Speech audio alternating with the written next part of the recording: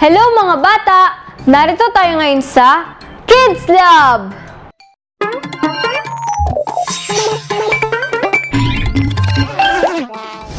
Pinag-aralan natin nung nakaraan ng tungkol sa ating baga, ganun din ang iba't ibang sakit na maaaring dulot ng air pollution. Alam nyo ba na ang isa pang epekto ng air pollution ay ang pagkakaroon ng climate change at global warming? Yan ang pag-aaralan natin ngayon mga bata. Ano ba ang global warming? Lagi natin itong naririnig sa bibig ng maraming tao. Dapat ba tayong mabahala? Dapat ba itong matigil o huwag na lang pansinin? Ang global warming ay ang pagtaas ng temperatura sa buong mundo. Ang weather trackers at forecasters ang umaalam ng nagiging temperatura araw-araw sa buong mundo. Alam nila kung ano ang average temperature ng bawat bansa at kontinente. At ayon sa kanila, tumataas na ang temperature at ito ay mabilis at nakababahala.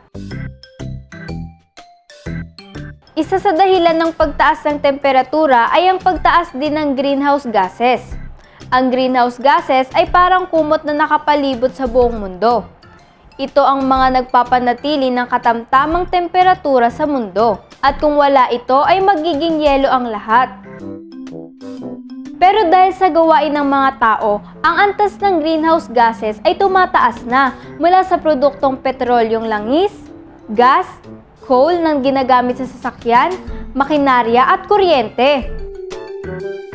Dagdag pa dito ang labis sa pagpuputol ng mga puno sa kagubatan, tambak na basura at iba pa. Kapag maraming greenhouse gases ang napoproduce, mas marami ang naiipon sa atmosphere na pumipigil sa init na makawala sa atmosphere kaya bumabalik ito sa mundo.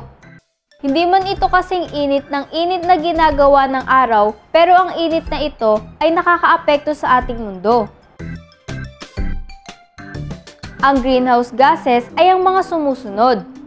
Carbon dioxide o CO2, ang pagsunog ng panggatong o fossil fuel ng mga pabrika, sasakyan at kuryenteng mula sa coal-fired power plant.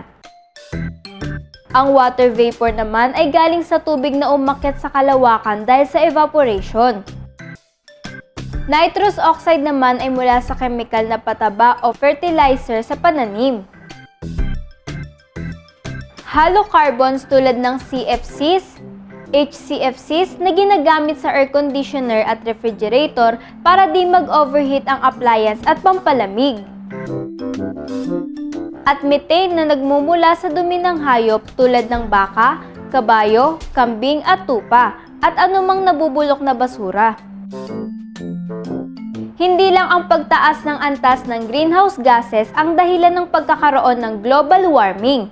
At para madagdagan pa ang ating mga kaalaman sa mga bagay na yan, aalamin natin ng iba pa sa susunod. Samahan niyo ulit ako dito sa Kids Lab, ang laboratorio ng mga batang Kristiyano!